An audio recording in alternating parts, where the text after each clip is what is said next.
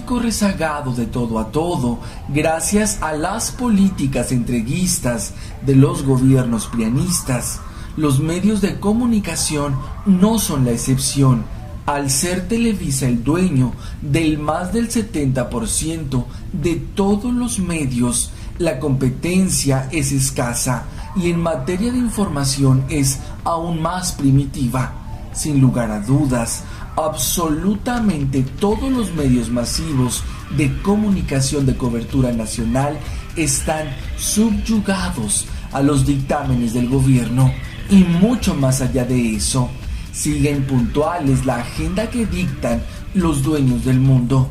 Nadie, absolutamente nadie, puede jactarse de tener una libertad de expresión auténtica, no mientras trabajen para el sistema, para los medios que obedecen las órdenes del propio sistema.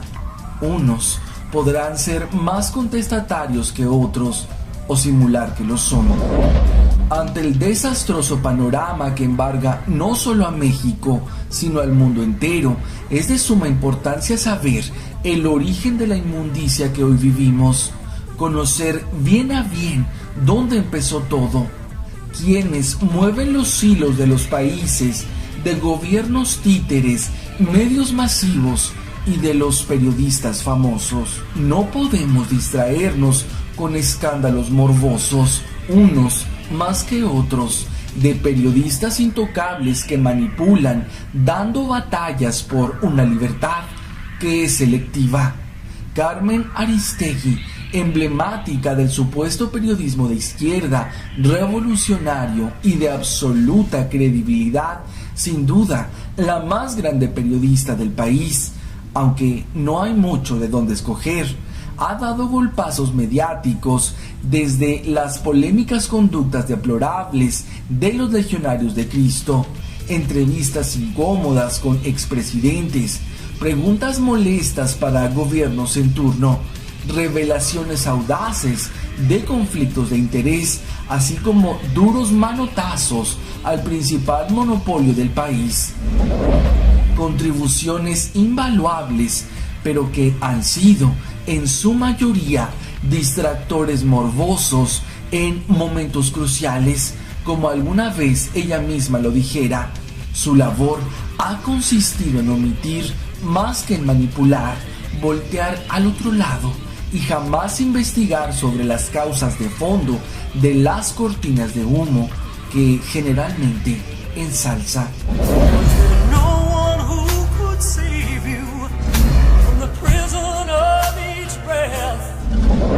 Impactante labor periodística en el caso Marcial Maciel, aunque escueta ante los negocios sucios de Legionarios y Televisa, con la bendición del Vaticano. A Carmen, la investigación del fundador de los Legionarios de Cristo, Marcial Maciel, le costó la salida de Televisa. Historia dramáticamente reveladora. Un religioso pederasta con una doble vida y moral, pero de lo que misteriosamente no informó Aristegui fue de las complicidades del Vaticano a través de los Legionarios de Cristo en fraudulentos programas altruistas con la Fundación Televisa, entre ellos Teletón, 1 kilo de ayuda y el Banco Compartamos. Investigación ampliamente documentada en libros y reportajes como el de la revista MX. Indiscutiblemente deplorable el abuso sexual de menores por parte de sacerdotes, pero igual de importante sería dar seguimiento puntual al fraude que con la bendición del Vaticano los Legionarios de Cristo y Televisa hacen con los más pobres de este país. Valiosa entrevista con Miguel de la Madrid, pero tibia ante los megafraudes de Carlos Salinas a los mexicanos, mucho más allá de la partida secreta. La entrevista que sostuvo Aristegui con de la Madrid solo confirmó lo que ya era del dominio público. Carlos Salinas de Gortari tenía vínculos muy estrechos con los cárteles de la droga. El millonario robo a los mexicanos de la partida secreta que luego terminó en bancos suizos. Pero a lo que no le dio continuidad Carmen fue al poder de Salinas de Gortari dentro de la política mexicana. Nunca habló de la red que tejieron Salinas y Zedillo para cometer el mayor robo en la historia de México, con la complicidad de personajes que aún ostentan cargos de gran envergadura, no solo en México, sino en las sedes centrales de los dueños del mundo, y peor aún, que siguen cometiendo tráfico de influencias, revelando información clave que ha servido para poner al país a merced de transnacionales. No fue solo el narco y la partida secreta. Hay mucho más que investigar sobre los Salinas de Gortari y sobre todo para quienes trabajan. No fue tan incómoda la pregunta sobre el alcoholismo de Calderón como si lo hubiera sido cuestionar la firma del proyecto México 2030.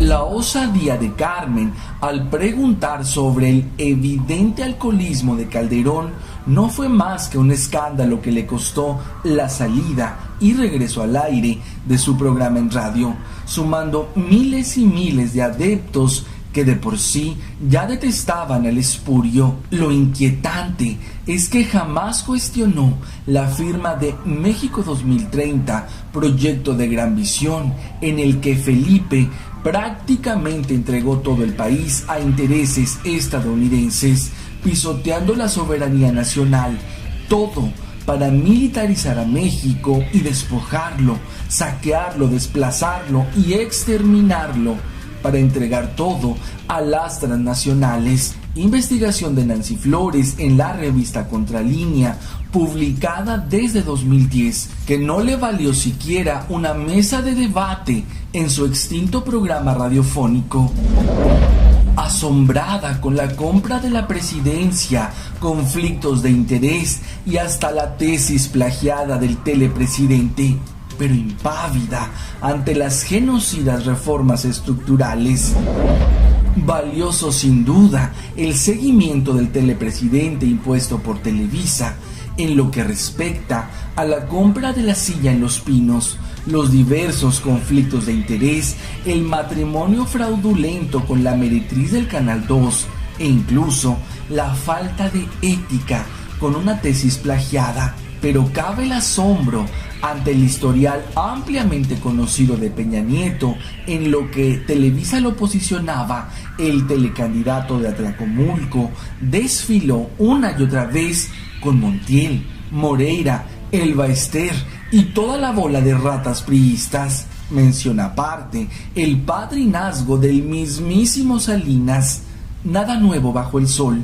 Más relevante sería una profunda investigación sobre para qué pusieron a un estúpido en la presidencia, claramente calculado, escándalo tras escándalo que oculta lo más grave: la consumación del entreguista plan que inició Carlos Salinas de Gortari desde 1994 con el Telecán. Imposible que a ella o a su equipo no los inquiete saber qué intereses hay más arriba o a quienes les están entregando el país entero a costa de la sangre de cientos de miles de mexicanos.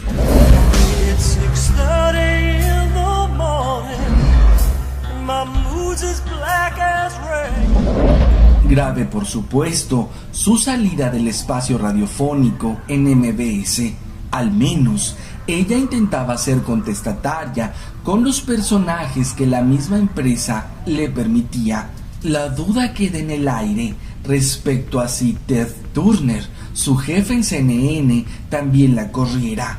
Lo enfrentaría igual que a los Vargas, revelando su docilidad ante el poder, o que Azcárraga, denunciando su red de narcotráfico. En ese periodismo independiente, desde cualquier medio que ostenta, hablaría de quién es Ted Turner. Hablaría de su campaña genocida para reducir a millones de personas en el mundo. Diría que Turner está confabulado con el sionismo para imponer el capitalismo que esclaviza y mata a países enteros? ¿O investigaría algún día al asesino socio de Ted Turner, George Soros? ¿O seguirá en la simulación del periodismo de rigor como el mostrado con los Panama Papers, financiados precisamente por Soros para someter a Rusia y a los países que se resisten a las políticas sionistas, mientras ocultan descaradamente el genocidio a través de guerras, enfermedades, conflictos sociales, derrocando gobiernos e imponiendo presidentes títeres? ¿Lo investigará algún día? No porque ellos son sus jefes, y son sus jefes los que la han posicionado como la mejor periodista en México.